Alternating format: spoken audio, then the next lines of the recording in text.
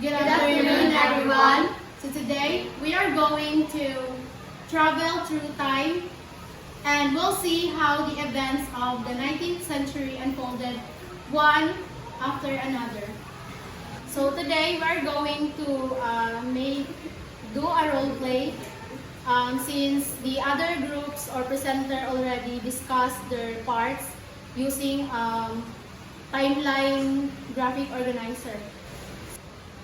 The root of the problem in the political context in the year early 1800s. Action.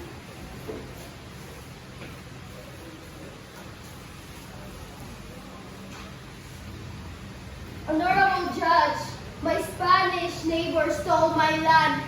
I have proof. You are Filipino?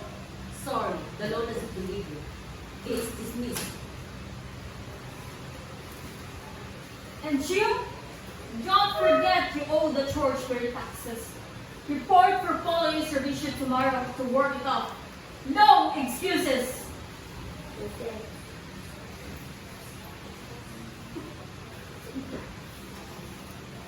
So for most of the 1800s, this was life. Political injustice was the norm. Corrupt courts, racial prejudice, forced labor or full servicio, and the oppressive rule of the friars or friarocracy, this was the broken system Rizal was born into. So let's start with the political context. So this was the road of government, law, and power. The first is the administration of justice. The courts heavily favored Spaniards over Filipinos. So, and for Filipinos, it was overwhelmingly unfair. So friarocracy rule of the friars. So the immense political power of the friars, who acted as de facto rulers, reported to the government and often abused the populace. So this big word just means ruled by the friars. So the Catholic friars weren't just priests, they were powerful political bosses who controlled towns, reported to the government, and owned vast lands.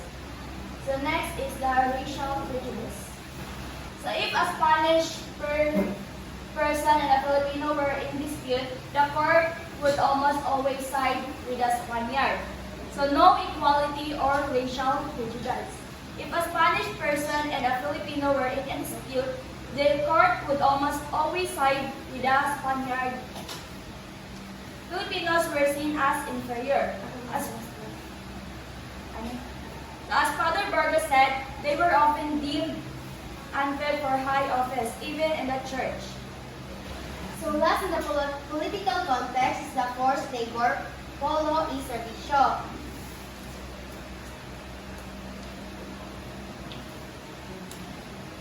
Filipino men were forced to work 40 days a year on government projects, building road bridges, churches, often under harsh conditions.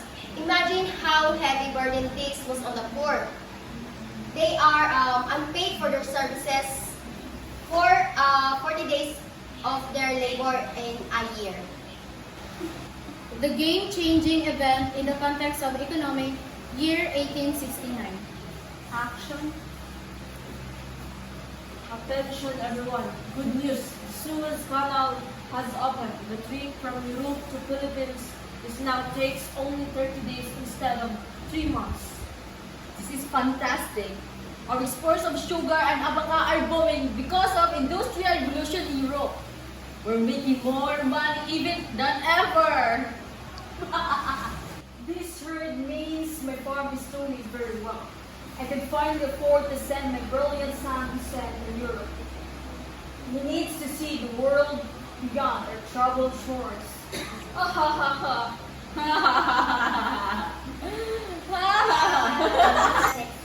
That explains the year 1869 changed everything. The Suez Canal connected the world and the Industrial Revolution created wealth. For the first time, Filipino families like Rizal's could afford to send their sons to Europe for an education. This was the opportunity that would change history.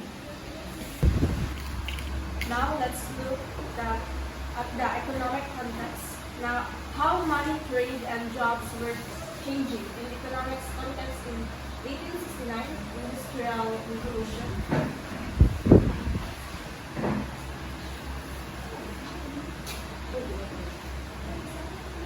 So, the Industrial Revolution in Europe led to the technological advancement and the search for new markets and resources. So, in Europe, machines were creating new wealth and a demand for raw materials like sugar and abaca from the Philippines.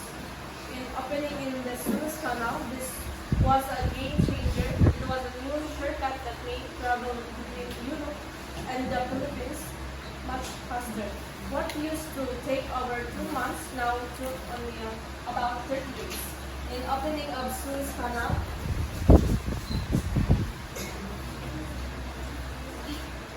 the opening of the Suez Canal in 1869 was a pivotal event.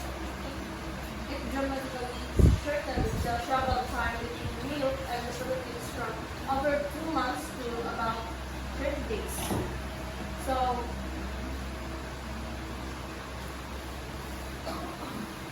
rise of the Principalia, this struggle and increased trade created a new Filipino middle class. Families include Rizals who now make money by leasing and cultivating land. They became wealthy enough to send their sons to schools. So in the rise of the Principalia class, land rentals and export growth, this faster travel and increased trade created a new Filipino middle class. Families include Rizals could now make money by leasing and cultivating land. They became wealthy enough to send their sons to school. So, what laid the connection for Rizal? This is the case. Without the Suez Canal, travel to Europe would have been too long and expensive. Without this family's wealth from farming, the Principalia class, Rizal parents would never have afforded to send him to study in Madrid, Berlin, and Paris. His education in Europe was directly funded by these economic changes.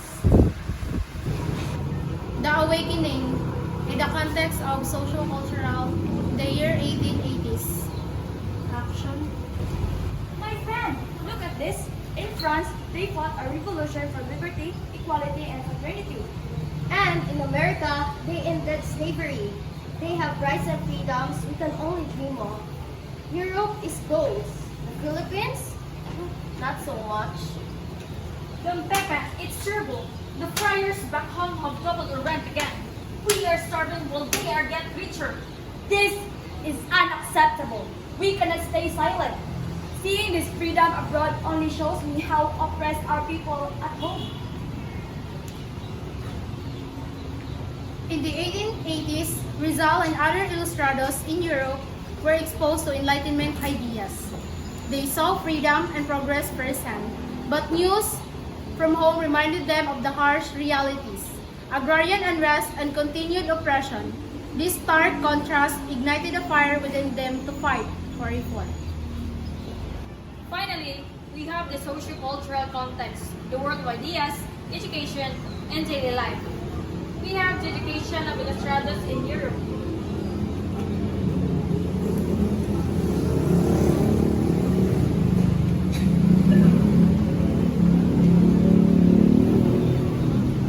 Thanks to the economy, young Filipinos like Rizal went to Europe to study. They were called ilustrados, which means the enlightened ones. Next is the spread of enlightenment ideas.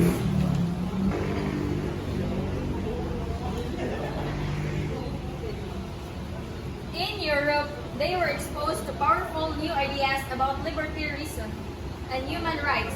They read about the French and American revolutions.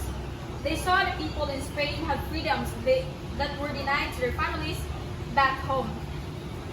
Last is the agrarian unrest.